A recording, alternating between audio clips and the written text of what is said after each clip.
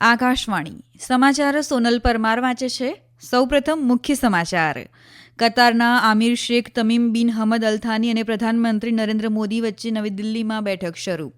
જમ્મુ કાશ્મીરમાં નવા ફોજદારી કાયદાઓના અમલીકરણ અંગે નવી દિલ્હીમાં કેન્દ્રીય ગૃહમંત્રી અમિત શાહની અધ્યક્ષતામાં બેઠક શરૂ. થાપણ વીમાની મર્યાદા 2 લાખથી વધારી 5 લાખ રૂપિયા કરવાની સરકારની વિચારણા. રાષ્ટ્રીય તપાસ સંસ્થા NIA પાકિસ્તાનને કર્ણાટકના નૌકાદળ મથકની સંવેદનશીલ માહિતી લીક કરનાર 2 વ્યક્તિની ધરપકડ કરી. ગુજરાતમાં યોજાયેલી સ્થાનિક સ્વરાજની ચૂંટણીમાં અત્યાર સુધીના પરિણામોમાં ભાજપ મોટાભાગની બેઠકો પર જીત તરફ અગ્રેસર. અને વડોદરામાં આજે મહિલા ક્રિકેટ પ્રીમિયર લીગ WPLમાં ગુજરાત જાયન્ટ્સ અને મુંબઈ ઇન્ડિયન્સ વચ્ચે મેચ રમાશે. સમાચાર વિગતવાર.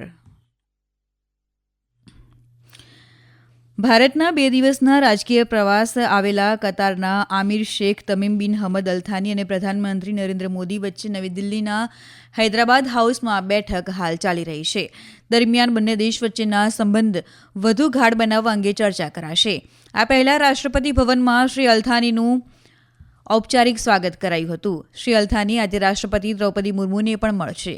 તેમના સન્માનમાં ભોજનનું પણ આયોજન કરાયું છે. ઉલ્લેખનીય છે કે ભારત અને કતાર વચ્ચે મજબૂત આર્થિક ભાગીદારી છે, જેના કારણે વિવિધ ક્ષેત્રમાં દ્વિપક્ષી વેપાર વધી રહ્યો છે. કતારની કંપનીઓએ દેશની ટેકનોલોજી, માળખાગત સુવિધાઓ અને ઉત્પાદન ઉદ્યોગમાં મહત્વનું રોકાણ કર્યું છે, જ્યારે ભારતીય કંપનીઓએ કતારમાં મજબૂત હાજરી સ્થાપિત કરી છે. કેન્દ્રીય વાણિજ્ય અને ઉદ્યોગ મંત્રી પિયુષ ગોયલ અને કતારના સમકક્ષ શેખ ફૈઝલ બિન થાની બિન ફૈઝલ અલ થાનીએ ભારતીય ઉદ્યોગ સંઘ CII દ્વારા આયોજિત ભારત કતાર સંયુક્ત વ્યાપાર મંચના ઉદ્ઘાટન કાર્યક્રમમાં હાજરી આપી હતી. દરમિયાન બંને દેશ વચ્ચે 2 સમજૂતી કરાર પર હસ્તાક્ષર કરાયા હતા. પત્રકારો સાથેની મુલાકાતમાં શ્રી ગોયલે ભારત અને કતાર વચ્ચેના ઐતિહાસિક સંબંધ અને સહયોગની વિશાળ સંભાવનાઓ પર પ્રકાશ પાડ્યો. તેમણે ભાર મૂક્યો કે બંને દેશ નવી ટેકનોલોજી અને કૃત્રિમ બુદ્ધિમત્તા AIમાં વૈશ્વિક પ્રગતિને અનુરૂપ પોતાના સંબંધને મજબૂત બનાવવા પ્રતિબદ્ધ છે.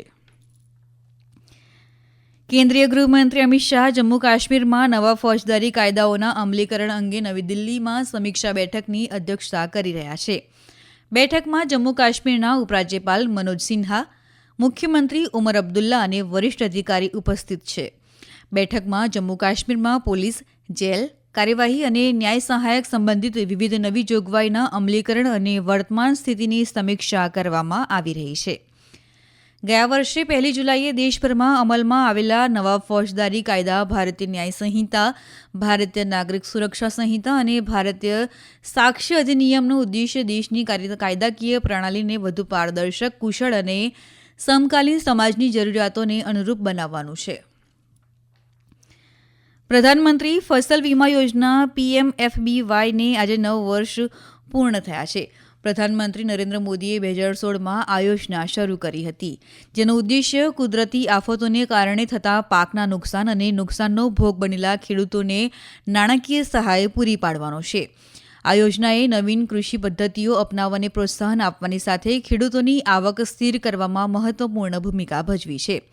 યોજનાની સફળતા અને સંભાવનાને ઓળખ્યા પછી કેન્દ્રીય મંત્રીમંડળે 2025-26 સુધી પ્રધાનમંત્રી ફસલ વીમા યોજના અને પુનર્ગઠિત હવામાન આધારિત પાક વીમા યોજના ચાલુ રાખવાની મંજૂરી આપી હતી, જેનું કુલ બજેટ 69,515 કરોડ રૂપિયાથી વધુ છે.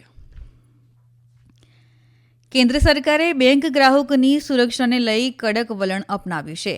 નાણાકીય સેવા વિભાગના સચિવ M. નાગરાજને કહ્યું, સરકાર થાપણ વીમાની મર્યાદા 2 લાખ રૂપિયાથી વધારી 5 લાખ રૂપિયા કરવા વિચારણા કરી રહી છે.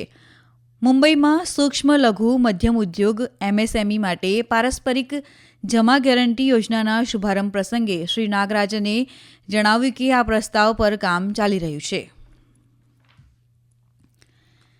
ઇલેક્ટ્રોનિક્સ અને માહિતી ટેકનોલોજી મંત્રાલય આજે નવી દિલ્હીમાં ડિજિટલ બ્રાન્ડ ઓળખ મેન્યુઅલ DBIM રજૂ કરશે. તેના માધ્યમથી સરકારી વેબસાઇટ અને ડિજિટલ પ્લેટફોર્મમાં સમાનતા લાવવાનો પ્રયાસ કરાઈ રહ્યો છે.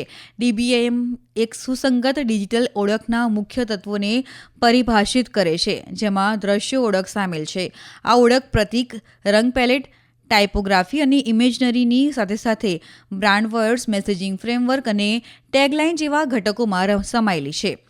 આ દિશા નિર્દેશનો ઉદ્દેશ્ય નાગરિકોની ભાગીદારી વધારવા અને સેવા વિતરણમાં ઉપયોગકર્તાના અનુભવને વધુ સારો બનાવવાનો છે. આ સમાચાર આપ આકાશવાણી પરથી સાંભળી રહ્યા છો. આ સમાચાર આપ અમારી YouTube channel AIR news Gujarat પર પણ સાંભળી શકશો. વધુ સમાચાર માટે અમારી વેબસાઇટ newsonair.gov.in/gujarati અને અમારા એક્સ હેન્ડલ AIR_news_ABAD ને ફોલો કરશો.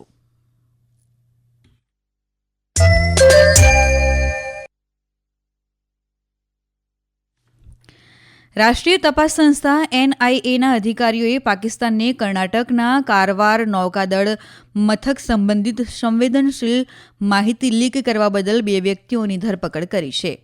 હૈદરાબાદથી આવેલી ટુકડીએ આરોપીઓને કસ્ટડીમાં લીધા છે. સૂત્રોએ જણાવ્યું કે સત્તાવાળાઓને શંકા છે કે પાકિસ્તાની એજન્સીઓએ હની ટ્રેપિંગ દ્વારા આરોપીઓને ફસાવ્યા હતા. પાકિસ્તાનની મહિલા એજન્ટે આરોપીઓ અંગેની માહિતી એકત્ર કરી હતી અને ફેસબુક ફ્રેન્ડ બનાવીને કારવાર નૌકાદળ મથકની સંવેદનશીલ માહિતી મેળવી હતી. ગુજરાતમાં સ્થાનિક સ્વરાજની ચૂંટણીમાં ભાજપ જૂનાગઢ મહાનગરપાલિકા અને 66 નગરપાલિકાની ચૂંટણીમાં સરસાઈ ભોગવી રહ્યું હોવાના છેલ્લા અહેવાલ મળી રહ્યા છે. આજે સવારથી 66 નગરપાલિકાની સામાન્ય 2 નગરપાલિકાની મધ્યવર્તી ચૂંટણી સહિતની જિલ્લા પંચાયત અને તાલુકા પંચાયતની પેટા ચૂંટણી માટે મતગણતરી શરૂ થઈ હતી. અત્યાર સુધી મળેલા અહેવાલ અનુસાર જૂનાગઢ મહાનગરપાલિકામાં ભાજપ ફરી વિજય તરફ આગળ છે. અત્યાર સુધીના અહેવાલ અનુસાર 60 બેઠક માટેની ચૂંટણીમાંથી 48 બેઠક ઉપર ભાજપ અગ્રેસર છે, જ્યારે 11માં કોંગ્રેસનું અને 1માં અપક્ષ આગળ છે. ભારતીય હવામાન વિભાગે આજે ઉપ હિમાલયન, પશ્ચિમ બંગાળ અને સિક્કિમના છૂટાછવાયા ભાગમાં ગાઢ ધુમ્મસની આગાહી કરી છે. ઉપરાંત આસામ, અરુણાચલ પ્રદેશ, મેઘાલય, નાગાલેન્ડ અને મણિપુરના કેટલાક ભાગમાં આજે વીજળી સાથે વાવાઝોડાનો અનુભવ થવાની પણ શક્યતા છે. દરમિયાન મહત્તમ તાપમાન 28 અને લઘુત્તમ તાપમાન 11 ડિગ્રી સેલ્સિયસની આસપાસ રહેવાની સંભાવના છે. જમ્મુ અને કાશ્મીર, લદ્દાખ, ગિલગિટ, બાલ્ટિસ્તાન, મુઝફ્ફરાબાદ, ઉત્તરાખંડ અને હિમાચલ પ્રદેશના કેટલાક ભાગમાં છૂટાછવાયા સ્થળોએ હળવો વરસાદ અથવા હિમવર્ષા થઈ શકે છે. ગુજરાતના વડોદરામાં આજે મહિલા ક્રિકેટ પ્રીમિયર લીગ WPLની 5મી મેચ રમાશે. ગુજરાત જાયન્ટ્સની ટીમ એશલી ગાર્ડનર અને મુંબઈ ઇન્ડિયન્સ હરમનપ્રીત કૌરની આગેવાનીમાં મેદાનમાં ઉતરશે. આ મેચ સાંજે 7:30 વાગે શરૂ થશે. અગાઉ 15 ફેબ્રુઆરીએ મુંબઈ ઇન્ડિયન્સ દિલ્હી કેપિટલ્સ સામેની મેચમાં 2 વિકેટથી હારી ગયું હતું. પહેલા બેટિંગ કરતા મુંબઈ ઇન્ડિયન્સે દિલ્હી કેપિટલ્સને 165 રનનો લક્ષ્યાંક આપ્યો હતો. દિલ્હી કેપિટલ્સે સરળતાથી આ લક્ષ્યાંક પ્રાપ્ત કરી લીધો હતો. ગઈકાલે વડોદરામાં WPLની મેચમાં રોયલ ચેલેન્જર્સ બેંગલુરુએ દિલ્હી કેપિટલ્સને 8 વિકેટથી પરાજય આપ્યો હતો.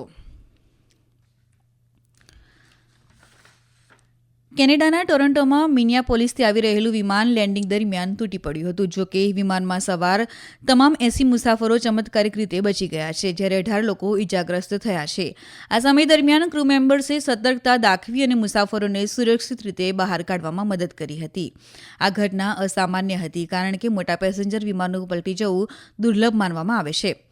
ડેલ્ટા એરલાઇન્સના મુખ્ય કાર્યકારી અધિકારી CEO એડ બાસ્ટિયને એક નિવેદન જારી કરીને કહ્યું છે કે તેઓ ઘટનાની તમામ વિગતોની પુષ્ટિ કરવાનો પ્રયાસ કરી રહ્યા છે. અંતમાં મુખ્ય સમાચાર ફરી એકવાર. કતારના આમિર શેખ તમીમ બિન હમદ અલ થાની અને પ્રધાનમંત્રી નરેન્દ્ર મોદી વચ્ચે નવી દિલ્હીમાં બેઠક શરૂ. જમ્મુ કાશ્મીરમાં નવા ફોજદારી કાયદાઓના અમલીકરણ અંગે નવી દિલ્હીમાં કેન્દ્રીય ગૃહમંત્રી અમિત શાહની અધ્યક્ષતામાં બેઠક શરૂ. થાપણ વીમાની મર્યાદા 2 લાખથી વધારી 5 લાખ રૂપિયા કરવાની સરકારની વિચારણા. રાષ્ટ્રીય તપાસ સંસ્થા NIAએ પાકિસ્તાનને કર્ણાટકના નૌકાદળ મથકની સંવેદનશીલ માહિતી લીક કરનાર 2 વ્યક્તિની ધરપકડ. ગુજરાતમાં યોજાયેલી સ્થાનિક સ્વરાજની ચૂંટણીમાં અત્યાર સુધીના પરિણામોમાં ભાજપ મોટાભાગની બેઠકો પર જીત તરફ અગ્રેસર.